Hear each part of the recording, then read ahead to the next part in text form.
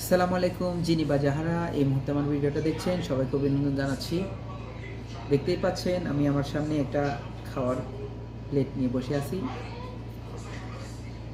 এই খাবারটা হচ্ছে ডায়েট খাবার। নর্মালি আমরা প্রতিদিন যে খাবারটা খেয়ে থাকি আমরা হিসেব করি না, কোনো পরিমাপ ছাড়া আমাদের খাবারগুলো খাওয়া হয়। আর এই খাবারটা হচ্ছে পরিমাপ করা।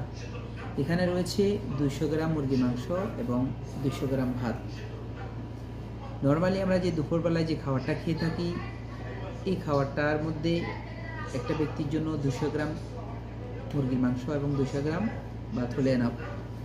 আর এই মাংসটা হচ্ছে হাড্ডি ছাড়া।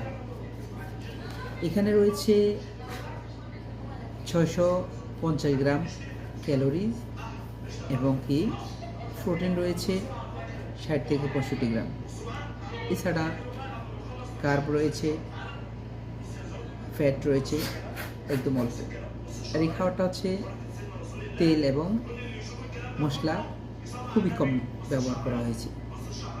তো বন্ধুরা, সবাই আমি যেটা আপনাদের সাথে শেয়ার করতে চাচ্ছি সেটা হচ্ছে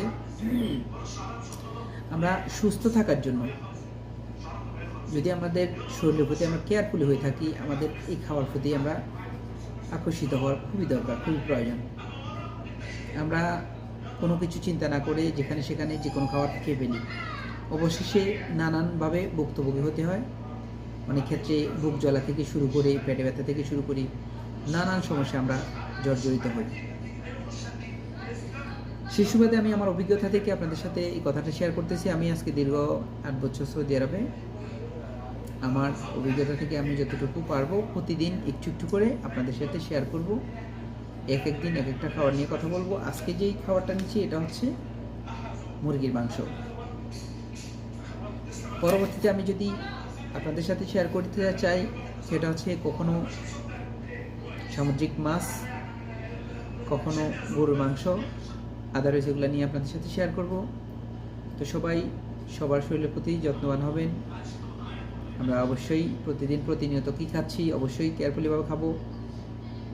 আর অ্যাট লাস্ট আমি আপনাদের সবাইকে যেটা বলবো সেটা হচ্ছে একটা ব্যক্তির জন্য নর্মালি 18 থেকে 2000 এর চেয়ে হালকা একটু উপরে ক্যালোরির প্রয়োজন পড়ে। আর আমরা এই হিসাব করে যদি আমরা খেয়ে থাকি নিজেদেরকে সুস্থ রাখা সম্ভব।